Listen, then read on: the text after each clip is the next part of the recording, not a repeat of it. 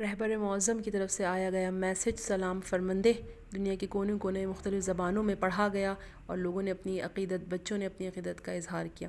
एक छोटा सा अमल नहीं था बल्कि दुश्मन इससे बहुत परेशान है।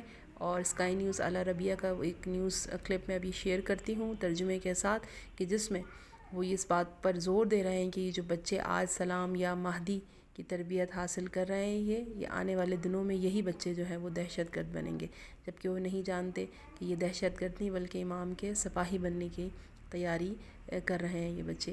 और उसने बहुत ज़्यादा हाईलाइट किया है इस बात को, इस चीज़ को कि किस तरह से बच्चों की परवरिश और तरबियत की जा रही है, किस तरह से दुनिया को एक नए निज़ाम और दुनिया को एक नए निज़ाम के तहत जो है वो लाया जा रहा है। ये क्लिप में शेयर करती हूँ। بيئة سياسية وإعلان ولاء للخامنئي وتعداد لأسماء جنرالات إيرانية أو قادة بميليشيات تابعة لإيران مثل قاسم سليماني وعماد مغنية.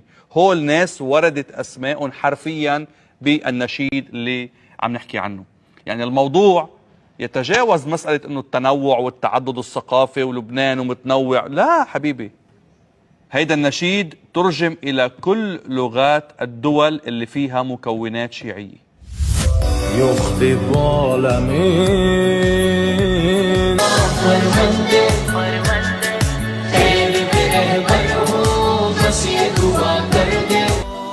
جون من بیا بیا یارت میشم فرمانده سلام از این نسل غریور جامانده مغلی روحی یا مهدی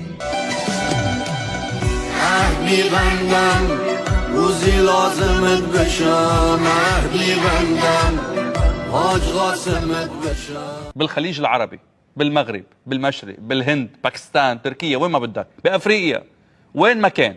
هذا بيعني انك عم تاخذ مجموعة من الناس تعطيهم هوية جديدة وتقدم لهم صياغة جديدة للتاريخ، ووفق هذا التاريخ تاخذهم على خيارات سياسية.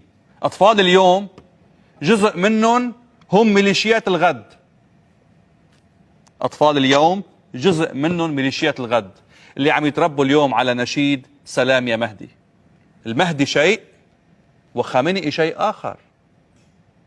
جمع اثنين مع بعضهم من خلال نظرية ولاية الفقيه ومن خلال مشروع سياسي وجر الناس بالتعبئة والتحريض لخدمة الأهداف السياسية لولاية الفقيه ولإيران هو الخطير وهو المرفوض وهو المدان وهو السرطان الحقيقي اللي عم ينتشر بمجتمعاتنا وبدولنا.